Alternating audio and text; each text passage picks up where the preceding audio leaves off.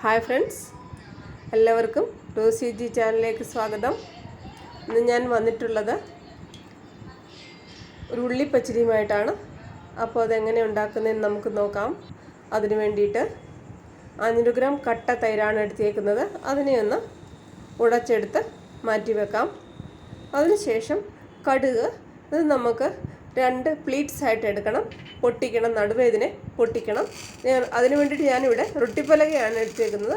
ഇങ്ങനെ വെച്ച് ഉരുട്ടുമ്പോൾ ഇതങ്ങ് 2ആയിട്ട് പൊട്ടി വന്നോളും.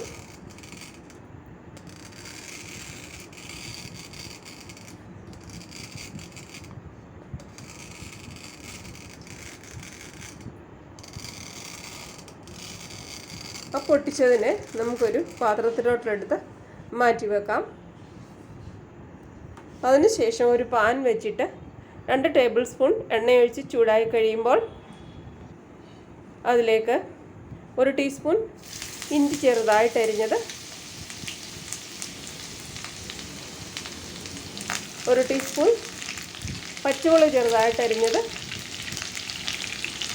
1/2 കപ്പ് ചെറിയ ഉള്ളി ചെറുതായിട്ട് അരിഞ്ഞത്, 1 വലിയ കപ്പ് സവാള ചെറുതായിട്ട് അരിഞ്ഞത്, ആവശ്യത്തിന് കറിവേപ്പില,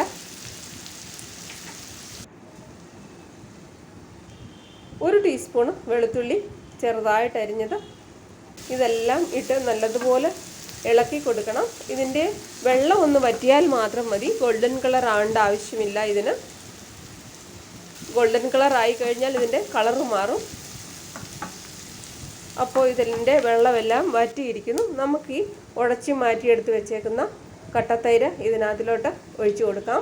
ഇതിനകത്തിൽ ശകലം പോലും വെള്ളം ഒഴിക്കരുത്, തൈര് മാത്രമേ ഒഴിക്കാവൂ. ഇളക്കി കൊടുക്കാം. തൈര് ഒഴിക്കുമ്പോൾ ഗ്യാസ് സ്ലോയിലായിരിക്കണം. ഇതൊന്ന് ചൂടായാൽ മാത്രം മതി, തിളയ്ക്കേണ്ട ആവശ്യമില്ല. ഇളക്കി കൊടുത്തുകൊണ്ടേ ഇരിക്കണം. ഗ്യാസ് സ്ലോയിലായിരിക്കണം അപ്പോഴും. ഇതിപ്പോൾ ചൂടായിട്ടുണ്ട്. നമുക്ക് ഈ പൊട്ടിച്ച് മാറ്റി വെച്ചേക്കുന്ന കടുകിൻ്റെ പൊടി ഇതിനകത്തിലോട്ട് ഇട്ട് കൊടുക്കാം.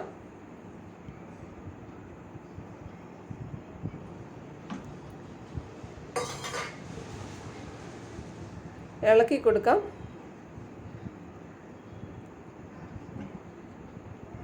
ഇതിനകത്ത് നമ്മൾ തേങ്ങയും ജീരകവും ഒന്നും അരയ്ക്കുന്നില്ല.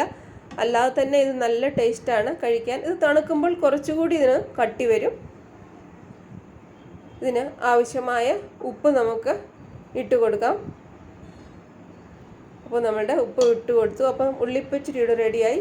സെർവിങ് പ്ലേറ്റിലോട്ട് മാറ്റിയെടുക്കാം.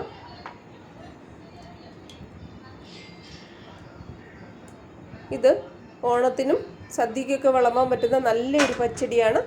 എല്ലാവരും ട്രൈ ചെയ്യണം കേട്ടോ. വീഡിയോ ഇഷ്ടമായാൽ ലൈക്കും സബ്സ്ക്രൈബും കമൻറ്റും ചെയ്യണം കേട്ടോ. വേറും ഒരു വീഡിയോയുമായി വരുന്നവരെ ബൈ.